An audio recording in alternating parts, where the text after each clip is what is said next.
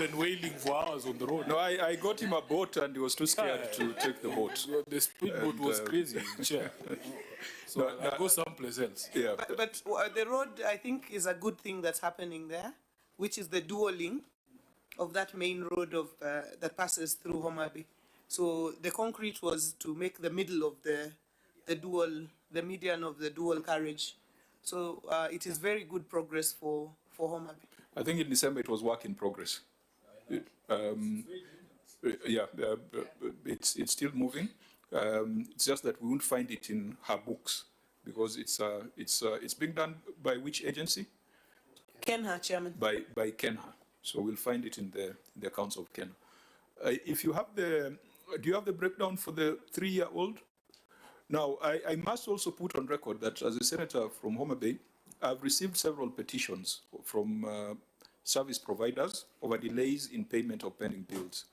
But I believe that we need to have a more substantive inquiry through a petition addressed to the Finance Committee, because it will be difficult to handle it through this accounting process. The accounting process, we are limited to what the Auditor General has raised. So I will advise them to do so. But as we said last time, there must be finality to the exercise. You cannot verify forever. And no senator can help you verify your pending bills. Those are your liabilities. It is upon you to identify the ones that are payable, the ones that are legible. And it's not even the Auditor General who can tell you. It's your own mechanisms. So that must be the position, that once they are verified, they need to be paid. And if they are found to be non-existent, then, as we have said, the additional spicing on it would have been to forward the files to ESCC or DCI, because that's a criminal offense. Now, we can proceed to another matter as we wait for those numbers. The time will not allow us to deal with everything that is in this report, but as we were going through our briefs, one of the other big projects that Homa Bay County has done is an 800 million county headquarters. I think, Auditor General, you can take us through the issues that were raised there.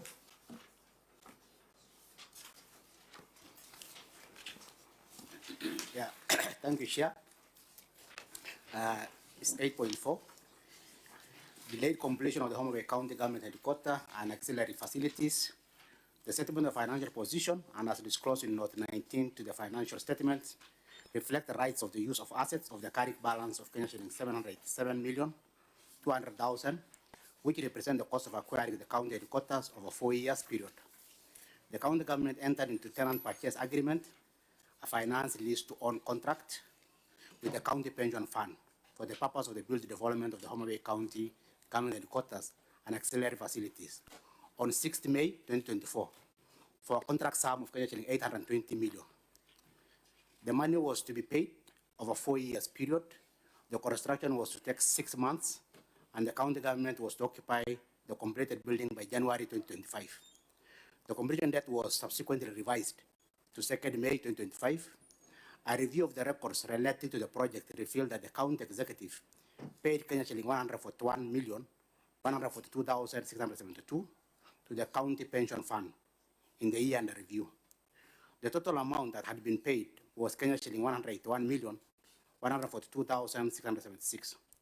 Although the county executive obtained approval from the Control of Budget in July 2024 to open and operate a special purpose account for the Homa Bay County Infrastructure Financing Fund at the Central Bank of Kenya, the county government was yet to establish the fund and open the special purpose account in accordance with the Homa Bay County Infrastructure Financing Fund Act 2023, which were the requirement in the tenant purchase agreement.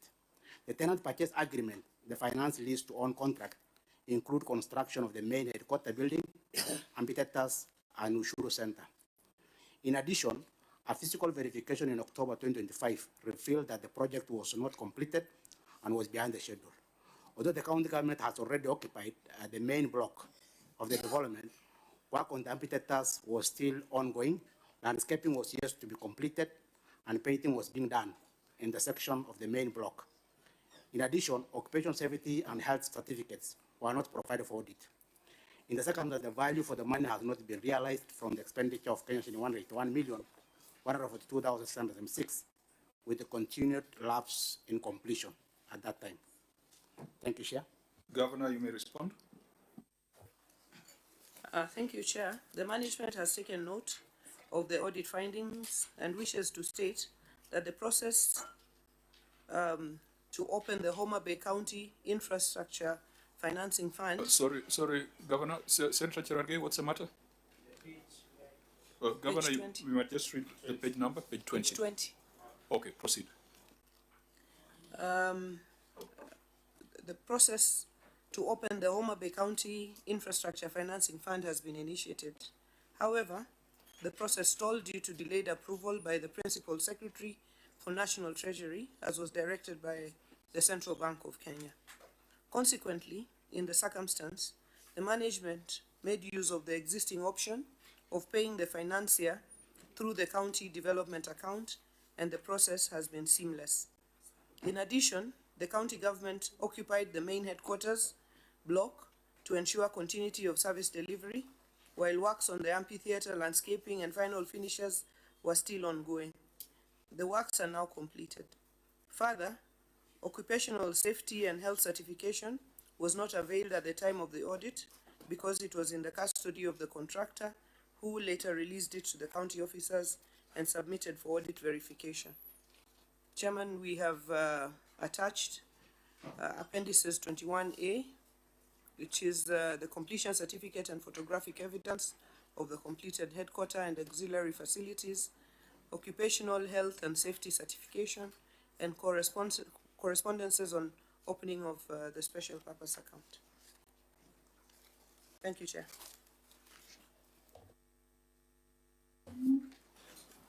In your first paragraph on your response, you indicated that the process stalled due to delayed approval by the Permanent Secretary for the National Treasury, as was directed by the Central Bank of Kenya. What approval were you requiring from the Permanent Secretary for the National Treasury? If you look at the appendices, Chair, when we wrote to the Central Bank for purposes of opening a special purpose account in 21C,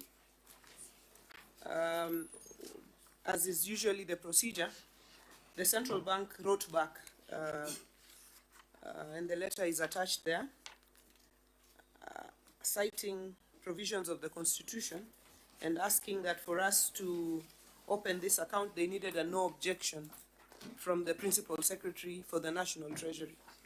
After which we wrote to the Principal Secretary for National Treasury, and we have followed up physically as well, but we have not been able to receive the feedback to allow us to open that special purpose account. Was that a condition precedent, the approval of the National Treasury? Chair, when we were doing our Homa Bay County Infrastructure Financing Fund Bill and Law, we sought advice from the Controller of Budget and from the National Treasury, and they gave us the requisite approvals. But in the Financing Act, the Fund Act, it indicates that we need to open a special purpose account, that money for this particular project moves from our CRF to that special purpose account to be accessed by CPF. So when we wrote to Central Bank to open the account, they referred us back to National Treasury. And we wrote back to National Treasury, and they have not been able to give us that clearance. The money that you paid, how did it move from CRF to be accessed by CPF? So what we have been paying now is directly from the CRF to CPF without it passing through the special purpose account. Yeah, Governor, before we go there, there's a letter from you, I think Solomon Obiero, to the Principal Secretary dated June 18th, 2024. First, I have a problem with the timing of that letter because I'm sure work had already begun on that project. You are requesting for an objection when you are almost done with the project. But where is the response from Treasury, from the PS of Treasury? Did you ever receive a response from them? Not on the opening of the account, even though earlier on when we were doing the act itself, they had responded to give us consent to proceed. Where is that correspondence? Because what you are calling a delay, in my view, is a denial. No, the correspondence for purposes of the act is separate, but since that was not in the query, what was being queried was delay in opening of the special purpose account, and so we... I only bring it up because you're the one who has attached this correspondence. We just like the letter from the central bank gives reasons why you cannot proceed without certain things. I want to know the reasoning of Treasury. And it's quite strange that even Homer Bay cannot get a letter of no objection from Treasury, and yet Order, Senator Sifuna. I'm baffled. Remember Homer Bay and Senator Sifuna, we are one thing. Yes, we are one thing, but I'm just wondering you're if there are people who should get letters quickly from Treasury, it's people of Homer Bay. And I think as long as it's lawful, there shouldn't be a So problem. that's the point I'm making, Chair. Yeah. What the response talks about is a delay, but it is possible that it is a denial because there's a problem with this kind of arrangement. That's what I'm driving at. Can we establish some things also so that we base it on facts? Auditor General, you are saying that the county government entered into an agreement, a tenant purchase agreement on the 6th of May, 2024. Is that a fact? On the 6th of May, 2024? Yes, Chair. The request for account opening on the 27th of May, 2024. That's why I was asking whether the establishment of the fund was a condition precedent to execution of the contract. So it appears as if this was done after the contract had already been signed. Chair, the fund and the account, the fund law and the special purpose account are two separate issues, because what was precedent for us to enter into this arrangement was that we needed to have a law to underpin the model of financing that we had entered into with CPF, which we did, and we received approvals from Treasury, and we received approvals from the Controller of Budget, and that was resolved. The approval was on the law. To proceed with the law. With the law, but Yeah. on the TPS itself. Yes.